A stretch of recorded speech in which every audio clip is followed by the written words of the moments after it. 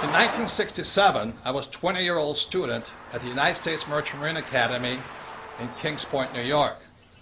And in 1967, I was standing right on this road here, hitchhiking all the way to Montreal, Canada, to Expo 67, the World's Fair on the Future. But I was going to see one person in particular. It was the geodesic dome, the U.S. Pavilion in 1967, designed by a man named Dr. R. Buckminster Fuller. It was a different time. And that's what it must have looked like back in 1967, hitchhiking to Montreal, Canada, to see the man who could see the future.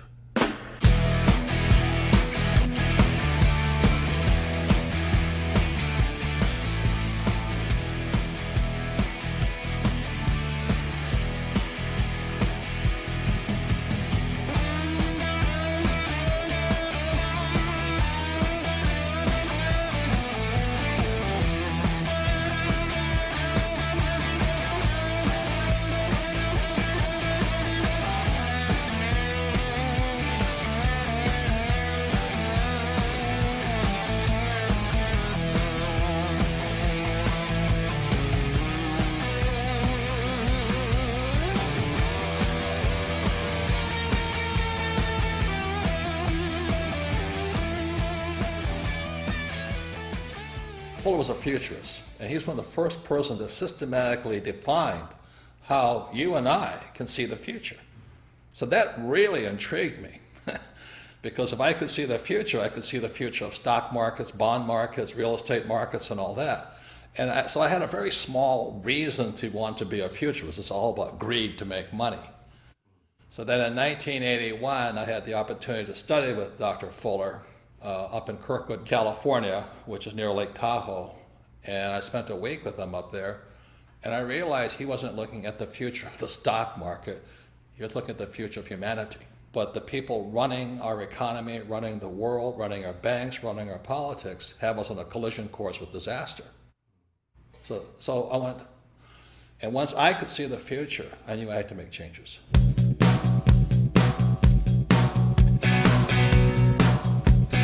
I was in rock and roll.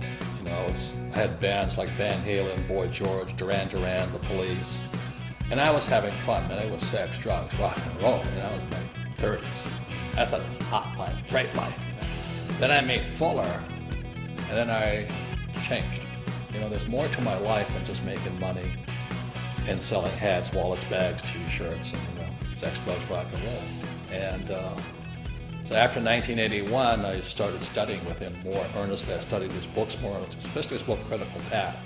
I started applying what Fuller's teaching, how to predict the future, to the markets, because that's my interest.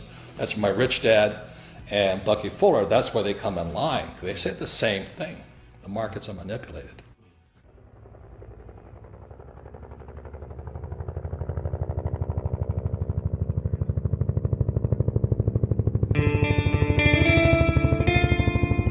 In 1969, I graduated from Kings Point and joined the U.S. Marine Corps and was selected for pilot training in Pensacola, Florida.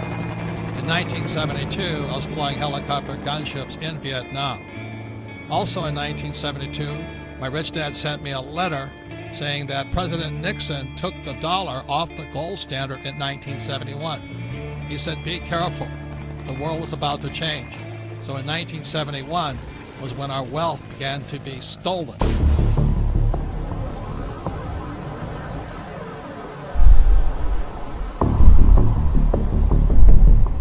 Since 1981, I had the privilege and the good fortune to study with Dr. Fuller 3 times. And then when he passed away on July 1st, 1983, I really felt a complete loss, yet a responsibility to pass on the knowledge and wisdom he had taught me in my class. So after 1983, I began to make predictions. And, you know, making predictions is very risky because you sound like an idiot. And in many ways, I sounded like Chicken Little saying, you know, the sky is falling, the sky is falling, the sky is falling. And if you look at what's happening in the world economy today, for millions of people, the sky is falling. So in 2002, I published this book here called Rich Dad's Prophecy. Again, it was 2002, And what this book predicted was the giant crash coming in 2016. So 14 years ahead of schedule, I was making this prediction. But I also made one intermediate prediction behind that, was that there would be a secondary crash before the giant crash of 2016. So this is me on CNN with Wolf Blitzer, looking like a complete idiot, making a prediction on the coming crash. If people start pulling out of the markets in their 50s, in their early 60s, and not having that sort of exposure, we are never going to get to a point where our money lasts as long as we need it to. We need to be participants in this system into our 70s and into our 80s, and then we need a plan for withdrawing those assets, just like we needed a plan for putting those assets in. Yes, and you're putting those assets into those investment bankers that are in financial trouble today. And all I'm saying is, aren't these guys supposed to be the smartest guys on earth? And shouldn't we be careful who we take financial advice from, including the four of us on this panel? Yeah, absolutely. Absolutely. And that's what I'm saying. There's a lot of bad advice But Robert, out there. you're really that worried about Goldman Sachs and Lehman Brothers? Yes. I'm afraid the Federal Reserve will eventually or come close to bailing them out. That's what I'm concerned about. And that young lady who says the taxpayers are not in trouble, who's going to pay for that bailout again is the taxpayer. Lehman Brothers says it plans to file for Chapter 11 bankruptcy protection. The collapse of Lehman Brothers. Lehman Brothers collapsed. Hundreds of bailed out banks are still struggling to repay taxpayers. Way back in 1997, I published this book, Rich Dad, Poor Dad. And in Rich Dad, Poor Dad, I said three things that got me in a lot of trouble. One was that the rich don't work for money. Number two, your house is not an asset. And number three, savers would be losers. So that was in 1997. And look at what happened in 2007. The real estate market crashed. The government started printing money called quantitative easing, and savers became losers. It's no secret that the California housing bubble has popped with hardship spread wide. Real estate expert Robert Kiyosaki predicted all of this would happen back in 2005, but most people didn't listen. It's the biggest financial bubble in the history of the world. Hoping this wasn't inevitable, but we have had a big jump in foreclosure filings. Let me tell you a little about this. There are 650,000 homes in the United States in foreclosure right now. U.S. foreclosure activity jumped 81% in 2008. With 10 million people lost their homes to foreclosure and were forced out onto the streets. And to this day, millions of people are still underwater. They owe more on their house than their house is worth. You want to know what real estate's going to do? Look at jobs. Right. We still have a bad job situation, so Right. it's still a bad real estate situation. Right. Real estate is only as valuable as there's jobs. What made you write Conspiracy of the Rich? It goes back to why don't we have financial education in our schools? Question: was the financial crisis a creation of a wicked conspiracy? A new online book, Conspiracy of the Rich, The 8 New Rules of Money, exposes what author Robert Kiyosaki says is a twisted tale of how the rich control the world economy through, you name it, the Fed, Wall Street, your schools, and the government that supports these entities. Robert Kiyosaki is the author of the best-selling Rich Dad, Poor Dad series. His first book in the series has held a top spot on the New York Times bestseller list for 6 years running. And he joins us on the program today.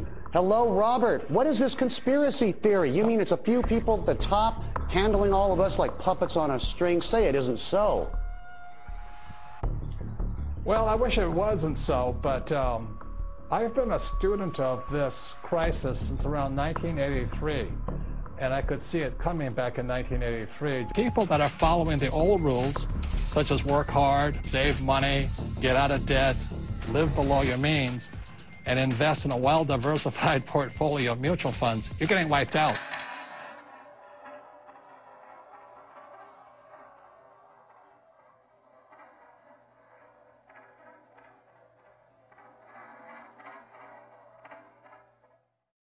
So all coins have three sides. There is no such thing as a one-sided coin. See, all coins have heads on one side and tails on the other side, and the third side is the edge. So in real life, there'll always be people who say you're right, other people who say you're wrong. There's other people who are saying that we should be Republican or you can be a Democrat. See, the intelligent thing to do is stand on the edge. You see, intelligence is found on the edge. The moment you take a side, you say one side is right and the other side is wrong, you become an idiot. And in today's world, we have the battle between the capitalists and the socialists.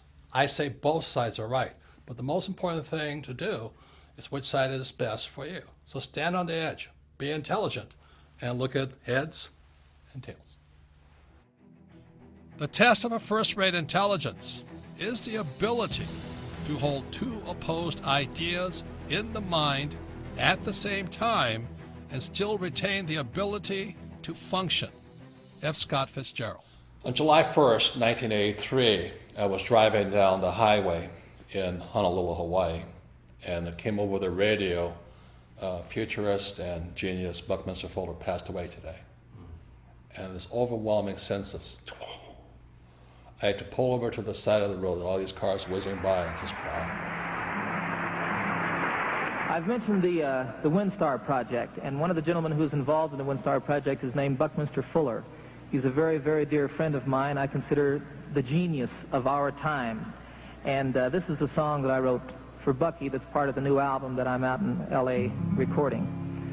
I suppose that there are those who'll say he had it easy, had it made in fact before. Because he was what they call the grandfather of the future. John Denver talked to him. He was our hope, that he was going to bring about a better world. And so when he died, the question goes, well, who's going to replace him? And thank God I always remember what Fuller said. He says, in 1927, when he was a complete screw-up, he lost his businesses and all this stuff, he says, what can I do? I'm just a little guy. So as I'm sitting on the side of the road, just mourning the loss of what I thought was the man who was going to lead us out of this mess we're in, I realized he was not there anymore. Then I had to ask myself, what can I do? I'm just a little guy. And in '84, I sold my businesses, quit my job, met this beautiful woman named Kim, my friend Blair Singh and I, now Rich Dad Advisors. We all held hands and we took a leap of faith. We went in and said, I don't know what we can do, but we have to do something. And we were broke for years. But we just kept teaching and talking to people what Fuller says and teaching the same things my rich dad taught me of how you never need a paycheck again and how you can find financial freedom versus job security. That's how strong his love for you and me. A friend to all the universe, grandfather of the future, and everything that I would like to be. In 1983, after Fuller passed away, and I read his book, Grunch of Giants, Grunch standing for Gross Universal Cash Heist, I understood what both men were saying.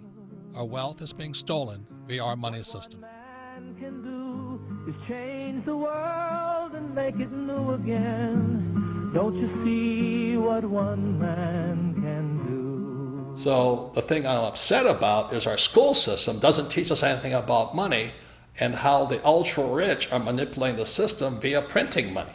They're ripping us off for our money system. So that's why, as I said, there's three sides to a coin. You got to decide which side you're on. You want to be on the poor and middle class side? Knock yourself out, have a good time. Work hard, pay taxes, and lose money. I want it to be on this side of the coin. The riskier side is the poor and middle class, because the state of the economy today, they're going to keep printing, printing, printing, printing. We cannot survive this thing. The central banks will just keep printing money. And that's good for me because I'm going to make more money, but every time you print money, the poor and middle class get poorer. So that's why I wrote Second Chance. You have to decide where you want to be, I made my decision years ago. I don't want to be on the poor and middle class side. I want to be on the rich side. But I also found the social responsibility to let everybody know the whole picture.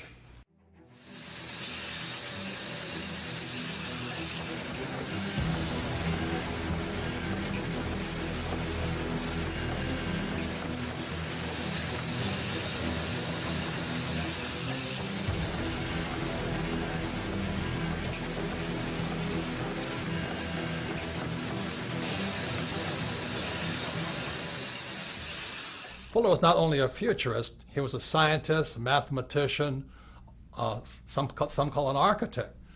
He was asked to leave Harvard not once, but twice, so he never really finished school.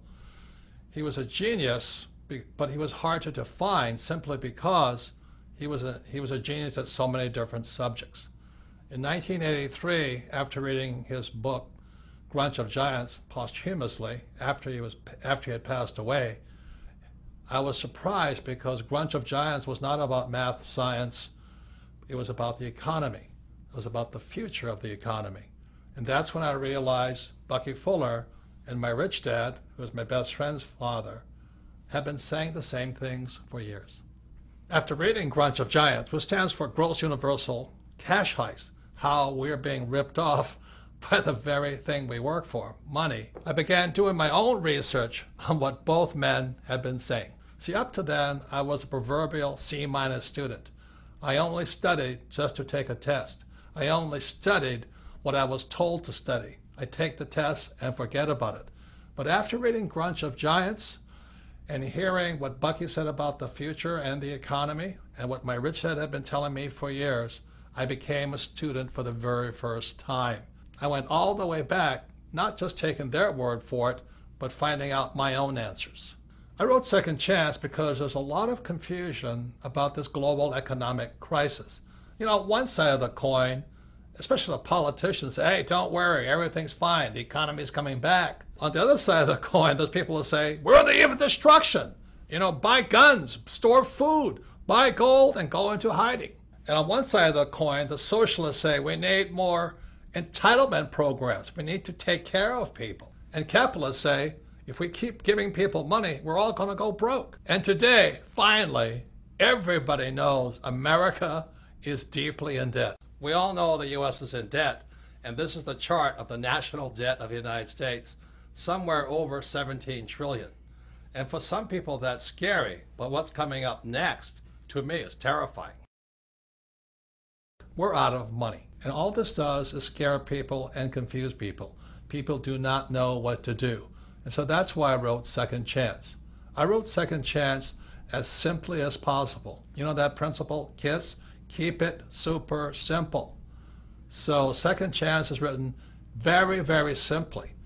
The following are examples of some of the charts you'll find in Second Chance. Remember, a picture is worth 1,000 words. So this first graph is a picture of the purchasing power of the US dollar. You know, people say there's inflation. There really isn't inflation. What's really happening is the purchasing power of the dollar is going down. This makes life harder and harder on those who work for money. So in other words, the US dollar is worth less and less and less. The more the government prints money, the more worthless the US dollar becomes. The government says they won the war on poverty. Well, this chart says differently. Because the U.S. is printing money, what you find out is harder and harder for the poor and lower middle class to earn what's called a living wage. In other words, they can't afford to live. They can't afford a house. They can't afford food. They can't afford transportation. And what this chart shows here is the increased use of food stamps. So while our government says poverty is going down, the reality is that use of food stamps is going up. This means the average American cannot afford to live. For this next chart here, you'll see that the middle class in America is not growing. What this chart shows you is the middle class is shrinking. So to keep up with these global changes, millions, young as well as old, are going back to school for retraining, hoping to find that high-paying job. Unfortunately, these two charts tell a different story. The first chart here is you see the rising cost of a college education. And as you know, millions of people leave school, both young and old, saddled for a lifetime with student loan debt, the worst possible debt of all. Student loan debt is worse than a mortgage, credit card debt, or a car loan.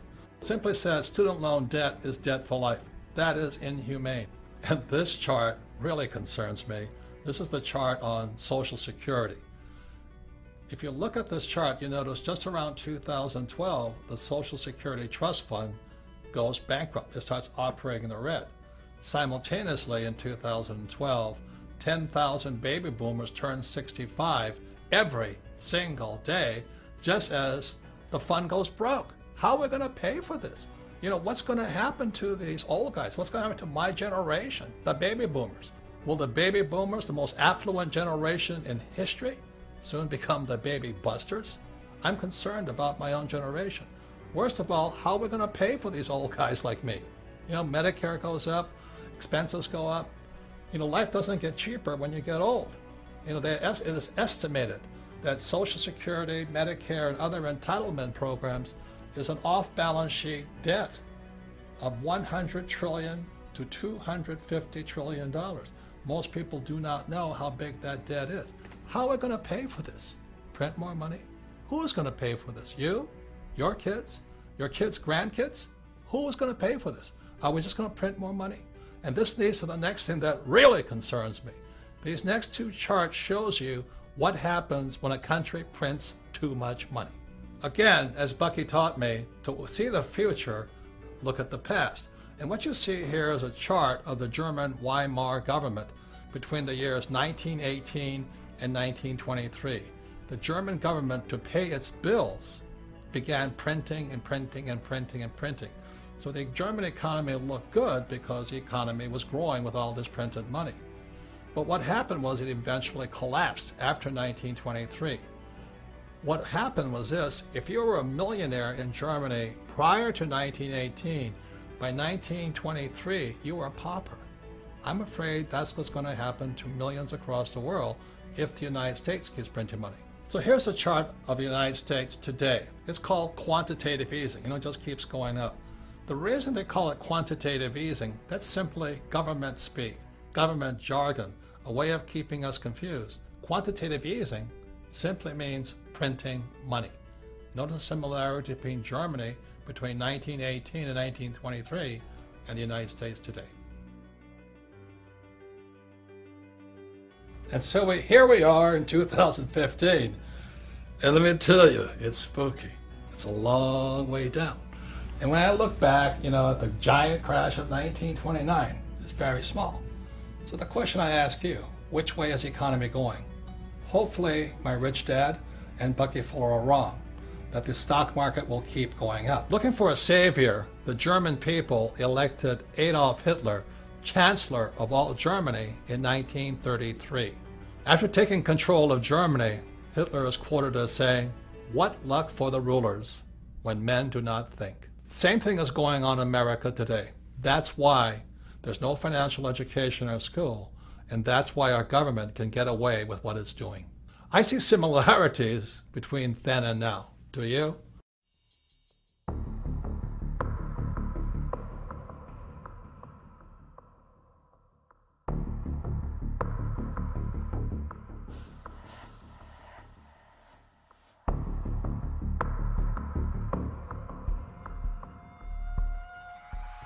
As I said in part one, in 1971, President Nixon took the dollar off the gold standard, and the dollar became debt, and the U.S. could now print money. I have directed Secretary Connally to suspend temporarily the convertibility of the dollar into gold or other reserve assets. The problem is our education system never changed after 1971.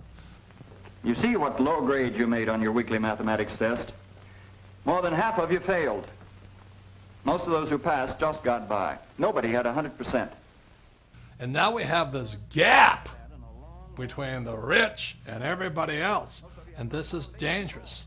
The gap between the rich, poor, and middle class is too wide. And for the first time, the American dream is disappearing.